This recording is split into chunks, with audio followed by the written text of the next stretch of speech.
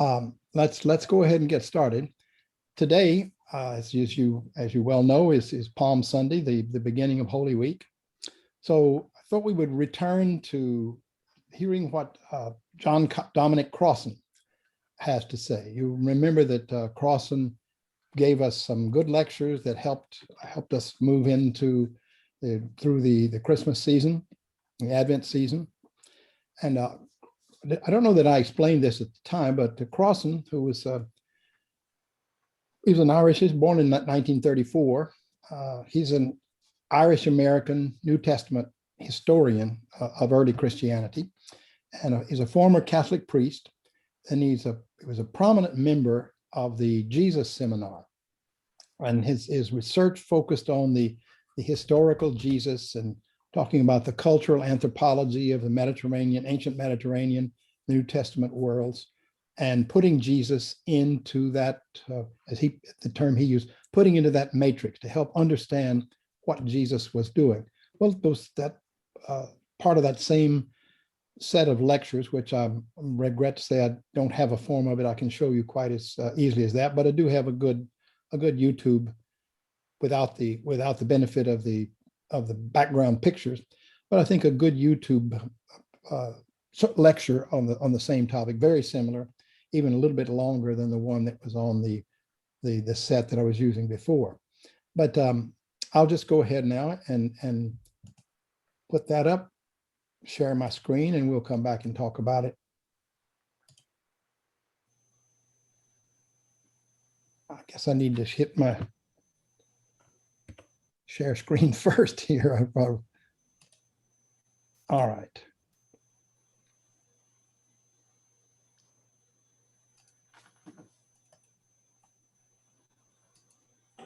Jesus went up to the capital city of his people to make a double demonstration against imperial power and conservative religious collaboration with imperial power. Jesus went up to the capital city of his people to make a double demonstration against both Roman imperial power and Jewish conservative collaboration with it. That's what I'm going to unfold a little bit, simply by reading Mark's gospel. Marcus and I were introducing a bold new concept: read the text. All of it. Jerusalem, of course, is the capital city. The double demonstration. And I know that many people will be thinking, you're just taking stuff that's, from our late 20th, early 21st century, and you're dumping it back in the first century. Read the text. A double demonstration. I will use our name, our word, Sunday and Monday. On Sunday and Monday, we call Palm Sunday and Monday of the Holy Week. The first thing Jesus does is a demonstration against Roman imperial power. This we know. Pilate, who represented Rome, the governor of Judea, his headquarters was at Caesarea on the coast. He came up to the capital city whenever there was a major feast, and especially for the feast of Passover, when Jewish people were celebrating freedom from Egyptian oppression when they were under Roman oppression. It was tinderbox atmosphere and zero toleration for anything. Very dangerous. We know of two major riots during Passover in the first century. So Pilate would be coming up from the west. Of course, he would be mounted on a horse. He would be leading his auxiliary troops. Now, they're not legionary troops. There are no legionary troops in the Jewish homeland at this time. But he's bringing up extra troops to garrison the city during Passover. Now, we also know that Jesus entered the city. And with dramatic license, that means we can't prove it, but that means you can't disprove it either. We're imagining the two of them coming at the same time. Because if you're making a demonstration, timing is everything. So Jesus enters on what we call Palm Sunday, and we call it, with terrible, bad name, the triumphal entry. It is an anti-triumphal entry. Jesus comes in on a donkey. And the background of that is the prophecy in Zechariah 9, where the Messiah, the Christ, will enter Jerusalem, not on a war horse, not even on a horse, not even on a mule, on a donkey. And it is a caricature and a lampoon of Alexander the Great, which at the time of Zechariah 9 is coming down the Levantine coast, and he has destroyed Tyre, devastated it, slaughtered it. He's done the same to Gaza. He's come into Jerusalem because Jerusalem opened the gates, and he's come in, of course, on his war horse. Zachary says the Messiah comes in on a donkey and abolishes war forever. So Jesus is enacting a prophetic symbol. He's fulfilling it. Actually, in Zachary, there's sort of poetic parallelism. It says he comes in on a donkey and on a colt. That's simply saying the same thing twice, which is Hebrew poetry. But Matthew, when he reads it, says he comes in on a donkey and a colt. Now, people sometimes say that's kind of stupid. Is Jesus riding two animals? Of course not. The point that Matthew is making is he's riding a donkey with a colt alongside it, which means it's a female donkey. So you've come right down as low as you can go in the hierarchy of coming into the city. Not a horse, not a mule, not a male donkey, a female donkey with a little colt trotting by her side. And on that picture on the cover of the last week, actually the original has, of course, the colt by the side of the female donkey. So it's an anti-triumph, it's a mockery, it's a lampoon, actually, of how a conqueror enters a city. That's a demonstration. And I would insist on the word demonstration because it's a setup. Obviously, Jesus can't come from Galilee with the donkey with him. So when you read the story, Jesus tells them, go tell the owner, we need the donkey now. It tells you as clearly as Mark can, this is all arranged. It's a demonstration. So the first demonstration is against Roman imperial power. It mocks it in the name of the hope of a Messiah who would be a non-violent Messiah coming in on a donkey. The second one is on Monday. And it's very deliberate on Monday because in Mark's gospel, Jesus goes in on Sunday night to the temple, looks around and leaves. You don't do a demonstration late in the evening. You do a demonstration in time to catch the evening news. No. You do it in the morning when everyone is there. So Jesus deliberately goes in on Sunday night, looks around, leaves. On the morning, once again, our name is very, very unfortunate. We call it the cleansing of the temple. Very, very unfortunate. That's not what's happening at all. Once again, there's a prophetic background. Zachary for the first one, this is Jeremiah 7. And Jesus quotes him. That's how I know it. Jeremiah 7, Jeremiah is told to go and stand in front of the temple on a day of high festival and warn the people that if they think that worship excuses them from justice, that God will destroy the temple. It's a warning that God wants justice and not worship as an excuse from it. And of course, obviously that applies to church, to temple, to mosque. The purpose of worship is to be plugged into God's justice. You cannot worship God in a state of injustice because God is the God of justice, says Jeremiah. So he tells them, don't think you've got to the temple. Say, the temple, the temple, the temple. We're safe. If you do that, says Jeremiah, God speaking, you have turned my house into a den of thieves. Now just think. A den of thieves ain't where thieves do their thieving. A den is a safe house, a hideaway, an escape house, as it were.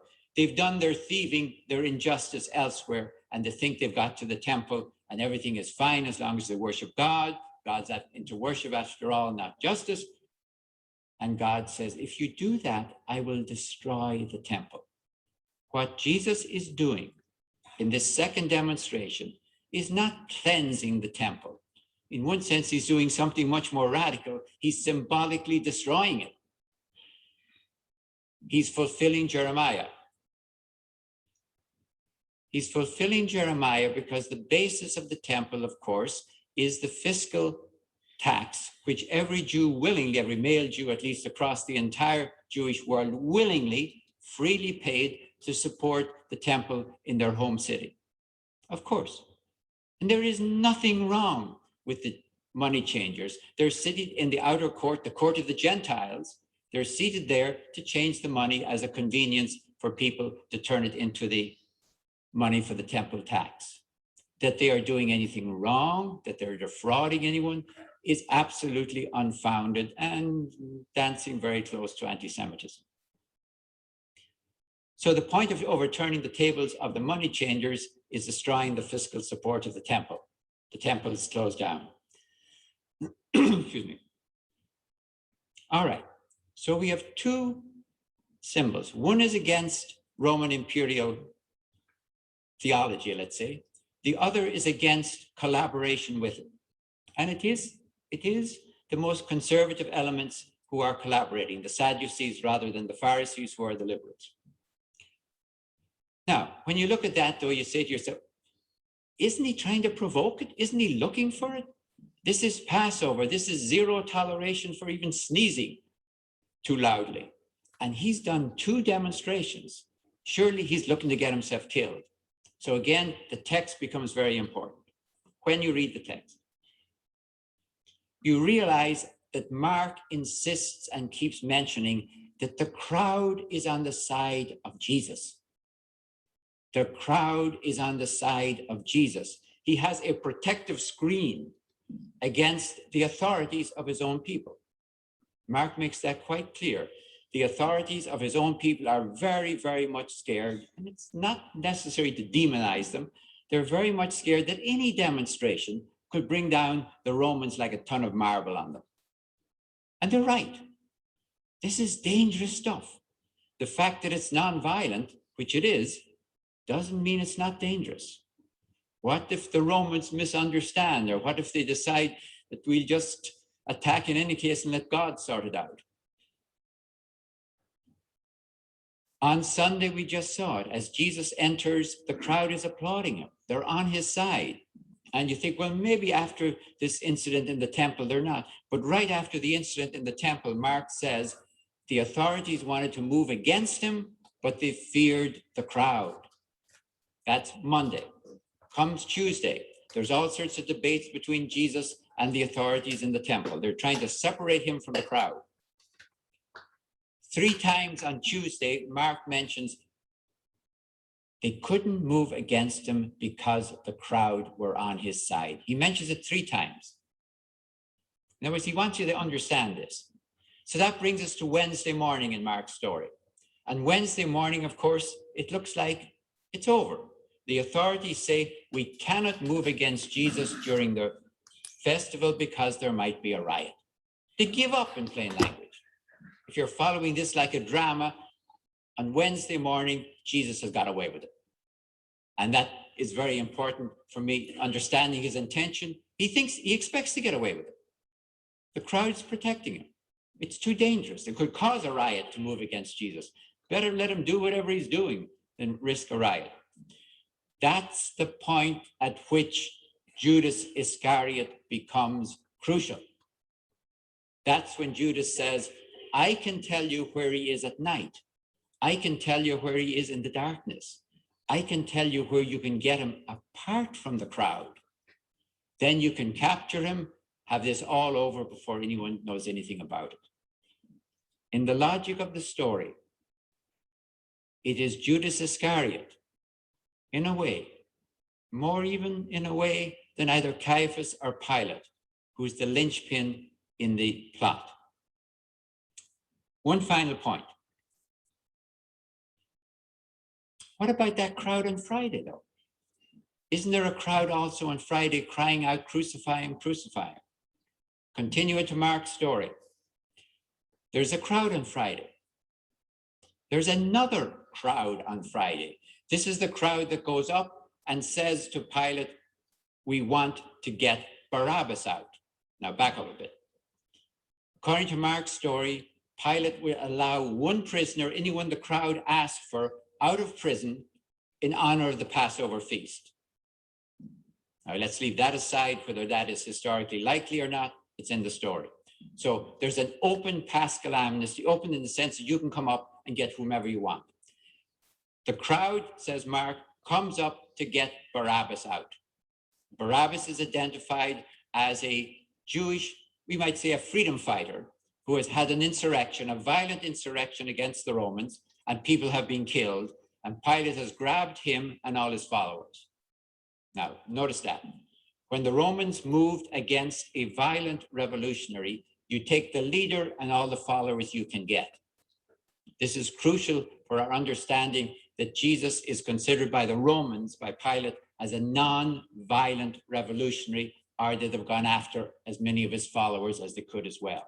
In any case, we have two prisoners, Pilate and Barabbas, in Mark's story, and Pilate makes the correct judgment.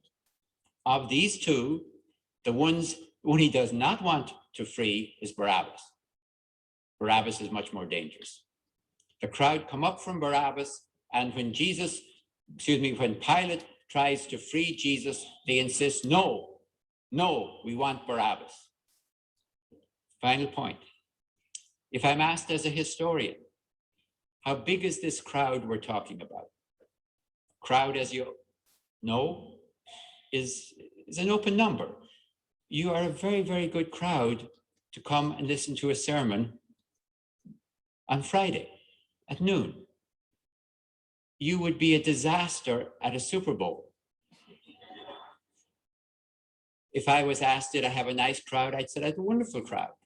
So a crowd depends on the situation. If somebody said the president had a crowd of senators in the Oval Office for the signing of the new law, I would figure, 15 maybe.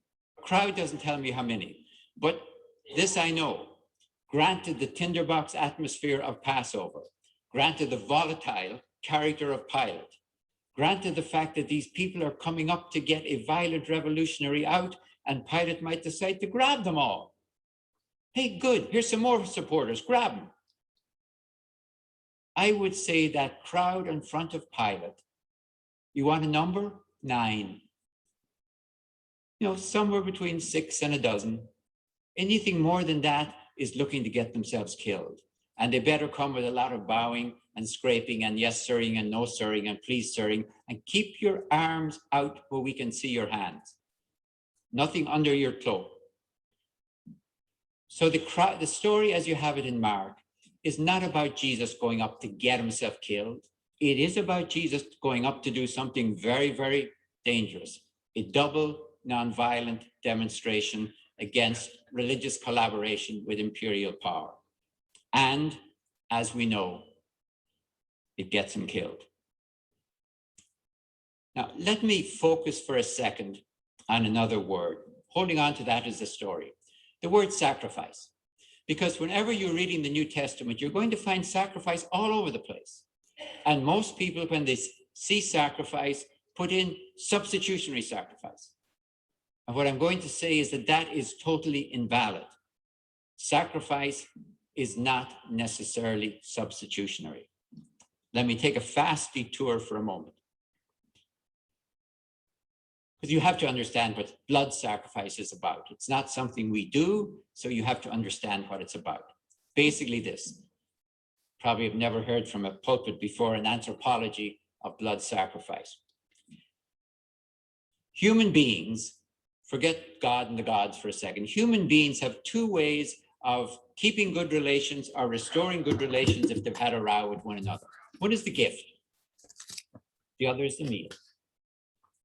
If I want to maintain relations with you or restore them if there's a problem, I could give you a gift or I could invite you to a meal.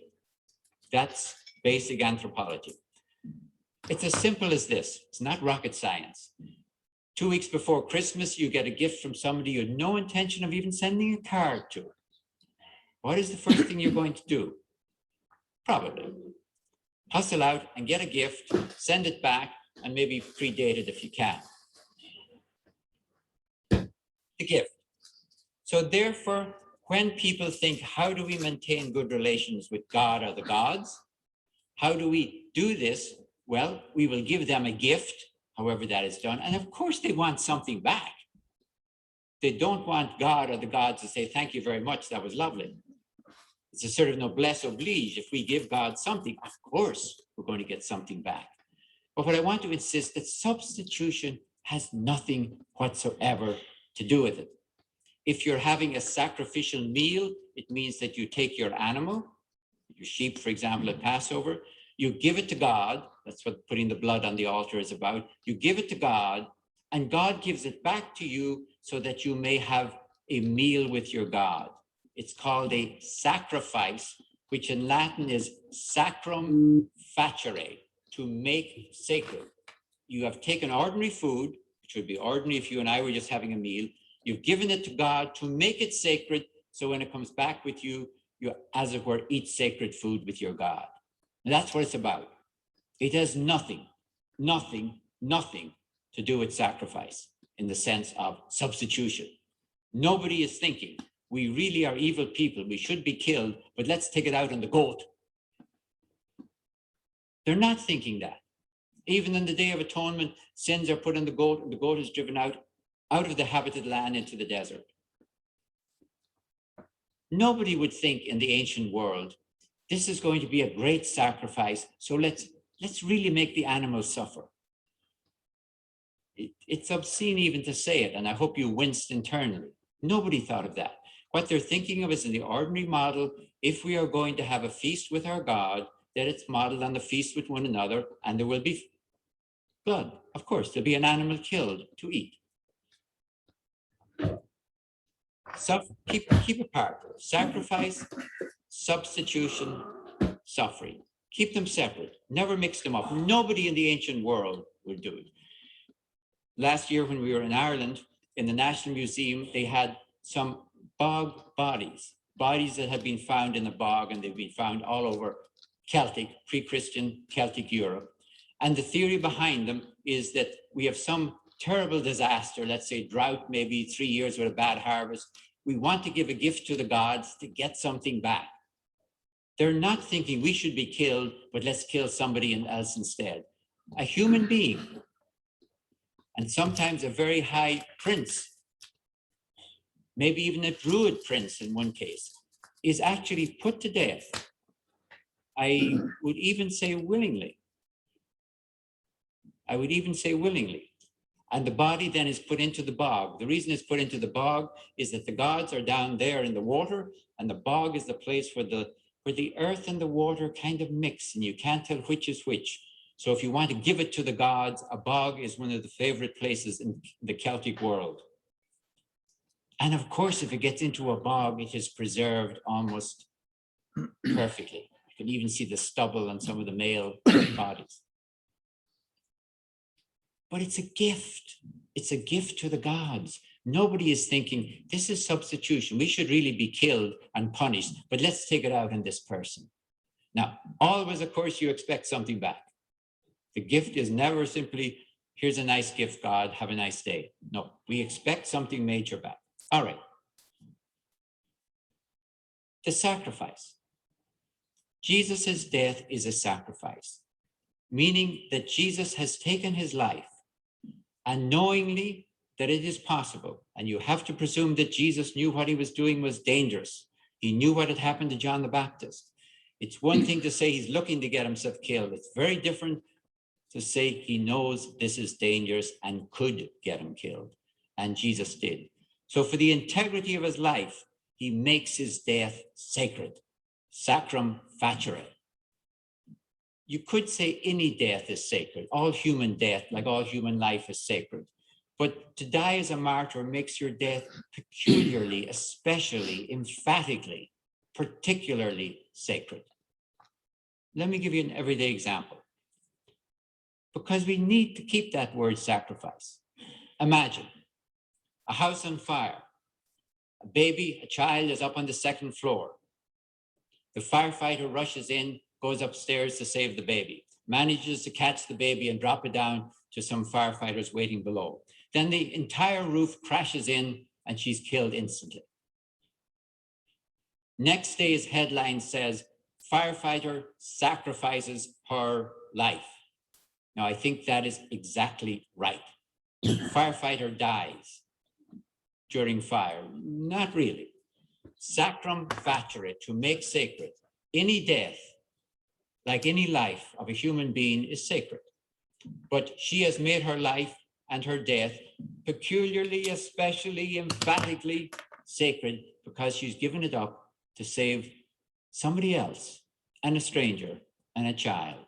We need a word for that. So when you read in the New Testament the sacrifice of Christ, do not lose sacrifice, lose the substitution, and lose the emphasis on suffering. That's not the point. The suffering of a martyr is not the point. It is that you are willing to give up your life for the integrity of your vision. Final point.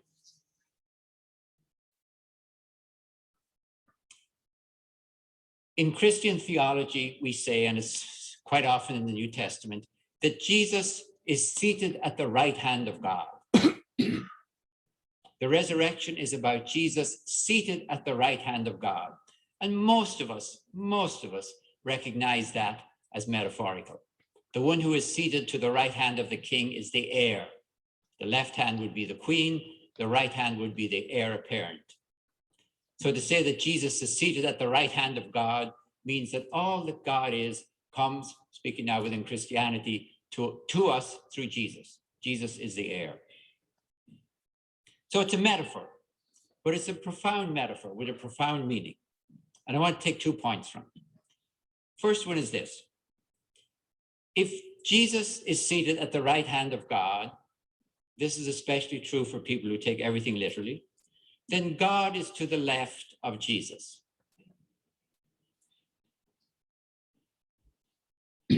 I can't make this stuff up, it's in the scripture.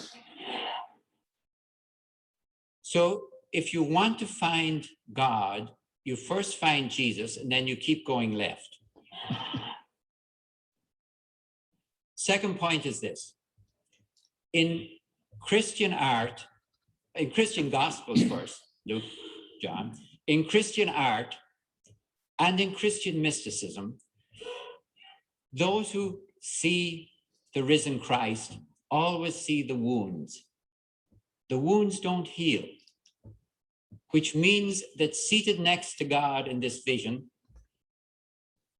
is a body, as it were, which bears on it eternally the wounds of imperial injustice.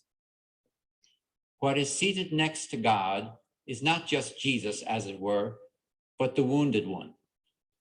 And it is the wounded one who's been raised up to God. If seated next to God in our Christian tradition is somebody who's been executed by empire, what do you think God thinks about empire? What do you think God thinks about either the Roman Empire or the British Empire or the American Empire? The crowd doesn't tell me how many, but this I know. Granted the tinderbox atmosphere of Passover, granted the volatile character of Pilate. Back here. Go to gallery view. Let's see.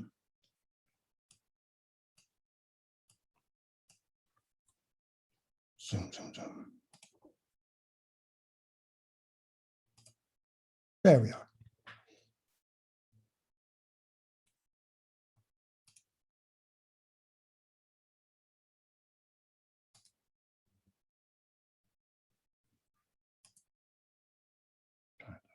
All right. Can you hear me all right? Okay.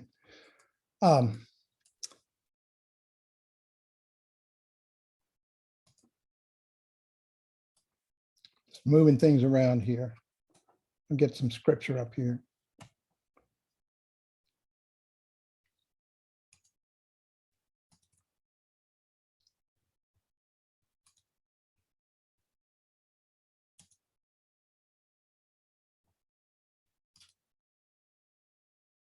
Anyway, tell me what you heard that surprised you, puzzled you, that you disagree with, that changed your mind about anything.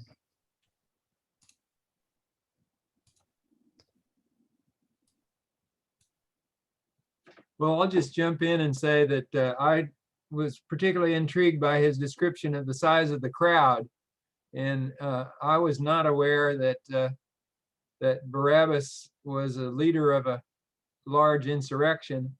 And so the interesting thing about having half a dozen people there hollering because their leader was a possible person to be released, and that they certainly wouldn't have sent the entire bunch in there, was a very interesting notion. I did not know that.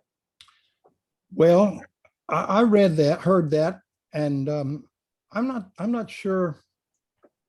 Let me get my video back up here. That's what I needed. I'm not sure that I see the rationale, see the justification for that.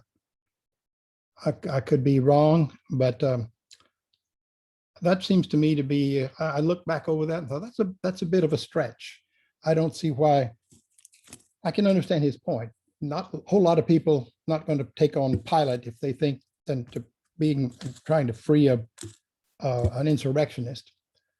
But I think they would feel pretty much in danger if they were doing that too. Pilate says, I'm taking you 9 out and I'm going to let Jesus go. But if there, Bill, if there were, let's say 6 seated in a crowd of 30, and they went around saying, let's ask for Barabbas, then they wouldn't be the spotlight. They would be the instigators, but agent provocateur maybe, but not as readily spottable. If instead of 6, there were 20 of the 30 that said Barabbas, then he might say, okay, more of them want Barabbas than Jesus, and he'd go that way. Well, that's plausible. I just I can't quite see the justification for that small crowd. But he knows more about these things than I do. And Laura, you're a John Dominic Crossan appreciator. Yeah. Thing to say about that? I mean, I think it's, he obviously knows more about it than I do too. So, but in terms of the story, I find it a pretty compelling story that some of the same people who might have been shouting Hosanna are now shouting crucify. And I guess I find it compelling because in my own life, I have known what a crowd can do, right? I've seen what people who are hyped up can create and how minds can be changed in a moment. So, it's a fine argument and it's good to think about these things. And of course we don't know. But for me, the story of thinking about just in my own lifetimes that I've gone from fully supporting something to being fully against it. Sometimes just because of what my friends are saying and thinking. Well, there's an interesting book. I haven't read it in a long time, but it's called, and I forgot who wrote it, but it's called Rumors, Fear, and the Madness of Crowds. That it is possible for people. Well, and I think none of us can imagine or can forget, having been alive in January of this year, that crowds can be stirred up to do things that they probably didn't have in mind to do at an earlier time. So that's certainly plausible. I'm not troubled at all by the fact that the crowd could get all stirred up and say, no, give us Barabbas. I'm just still having to come to terms with the idea of that small a number, and he spoke it with such great authority. So I just think, well, maybe so, maybe not. Anything else that struck you there? Can I, before we go on to something else, let me just jump in and say, it could be that the crowd said, okay, Barabbas has been arrested for armed insurrection. He's certainly going to be crucified. Let's get him out. Jesus has been arrested for a peaceful demonstration. He may just be flogged and set loose. We don't have to plead for his life because he's not likely to die. Let's go for the guy that we're certainly going to lose if we don't ask for him. Well, that sounds plausible. John, did you have your hand up? Yeah, Bill, what is his focus on sacrifice by substitution? I that seems to be the major thing that he's saying, and I don't quite get it. Well, I'll try to explain it as best I understand. In this series of lectures that this was similar to, it's not the same one, but the series that set of lectures that I used before Christmas and would use again if we were in our building with the Blu-ray that I could play. I can't use that as a shared screen. Can't use it from my computer that way. So this was very close to it. But he talks about sacrifice, and just see if sort of repeating what he said, that the sacrifice is a gift, but not a substitution for something else. It's a gift to God, and you expect something back, but you're not offering that as a substitute for somebody else, something else being sacrificed. Laura, you talk about substitutionary atonement just recently, so Yeah. see if you can respond to that better. Well, I don't know about better, but it's about what the words mean, right? In John's gospel, that, there's the Son of the Son of God, the Lamb of the world, who takes upon the sins of the world, right? There's that line. I'm doing quote marks, but I didn't get it exactly right. Well, Jesus does offer forgiveness everywhere Jesus goes before he dies, right? It's the idea that the cross event has nothing to do with the forgiveness of sins. We don't need Jesus to die on the cross so that we can be forgiven and find favor with God, right? So substitutionary atonement says Jesus must die on the cross as a substitute for my sin and your sin and everybody else's sin, because God demands that kind of justice, which I don't find to be biblical at all. I'm just telling you what the argument is. God demands that a price be paid for we worms, we gross sinners, and Jesus is that price. So Jesus must die on the cross in order for us to be saved. That's the argument of substitutionary atonement. So Crossan is saying, and I think he's right about this, that that's not what's happening here. That yes, Jesus offers his life as a sacrifice. He knows it's dangerous, and he goes not just willingly, but openly and publicly into Jerusalem during the Passover. I mean, this is dangerous. He knows it.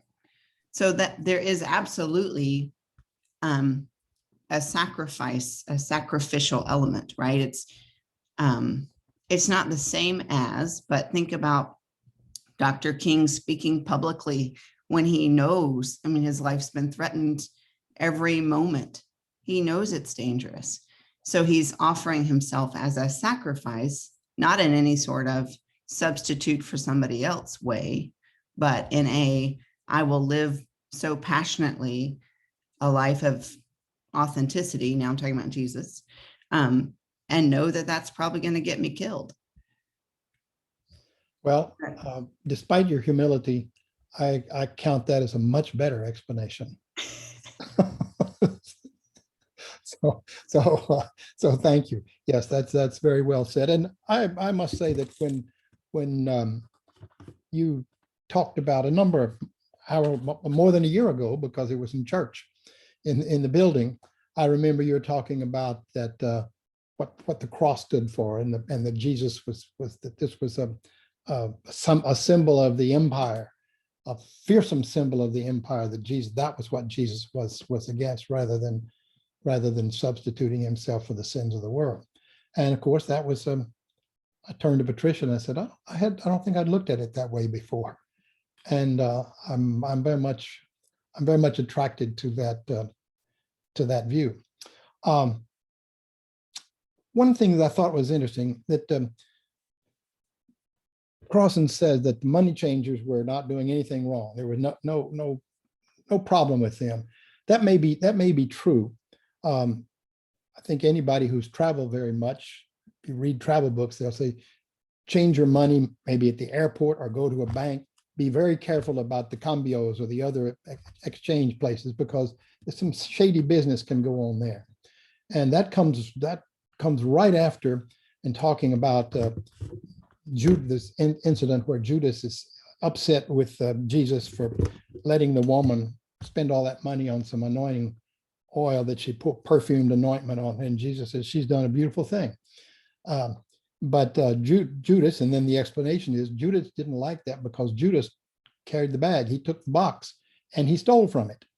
That Judas didn't like anybody messing with the income of people who were in the same kind of shady business he was. So anyway, and that's just an observation. We have well, we got some more other things that you'd like to that either troubled you. What I would just ask you, we talked about these things with before Christmas. We listened to Laura preach.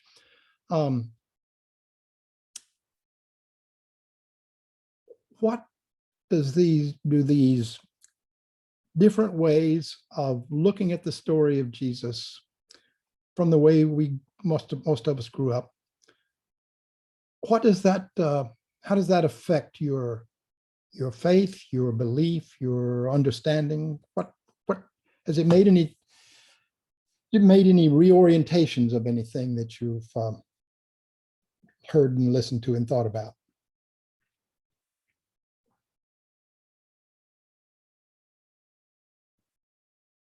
Bill Howes, and Tim next. Well, I've always been confused by all these stories, and all the way through the Methodist Church, where they were told in a pretty bland fashion as a child and a teenager, and and I think it's interesting that you know, I don't know how old is Crossan, do you think? He was born in 1934, so he's about 87. So he's about 10 years older. So I found it, as I've gotten older and I've gone through, you know, some academic work, to think, wow, there are people around who are about the same age as I am, and they've been thinking about this pretty hard, and they've come to some interesting explanations. And I'm happy to be in the same generation. Well, and I'll get to you, Tim, in just a moment. I feel the same way. Crossan and Borg do a number of things together. Marcus Borg, and I never met Crossan, but I've heard Marcus Borg speak when he came for the Foundation for Contemporary Theology. And his books, Reading the Bible Again for the First Time, Meeting Jesus Again for the First Time, I've found those to be extremely helpful to me. In a way, it's a different topic, but when I read Reinhold Niebuhr's book, The Nature and Destiny of Man, when I was in graduate school at Abilene Christian, and he talked about that there's not a real Adam or a real Eve, those are standing for, and that the sin was not eating an apple, but the sin was the sin of pride and trying to, be more than appropriate. And I thought, well, that's just not what I have always thought, but it's a much better story. And it makes a great deal more sense to me. And that began to change my ways of being open to more things. Didn't all come immediately, but I very much appreciated these kinds of insights. Tim.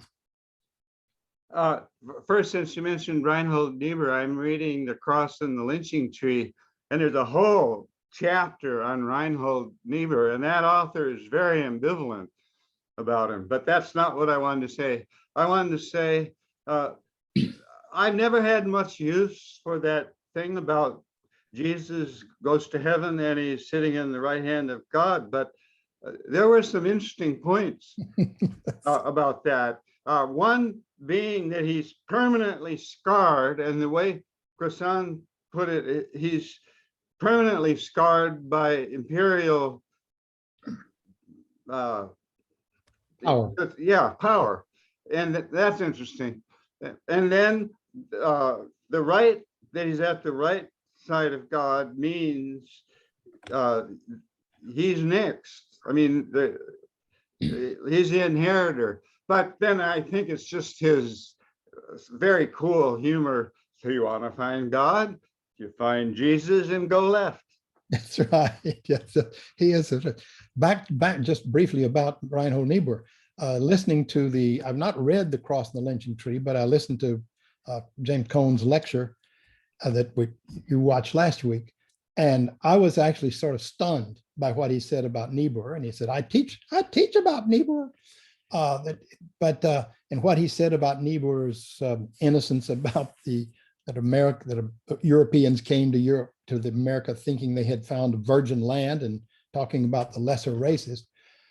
Niebuhr was a very important influence to me, not only in graduate school and reading about him, but I had the privilege to take a course from Reinhold Niebuhr at the same semester when I was taking a course from Paul Tillich at Harvard Divinity School. And I thought then, this is pretty special. And Well, Niebuhr was special to Cohn also. yes. That chapter is very ambivalent. Yeah. He loves the man, but what his problem is, he just doesn't get with the program of seeing that the lynching tree is a symbol. He sort of walks up to it and he doesn't make the leap. And it's a very interesting chapter. I commend the book. It's on my list of books to read for sure.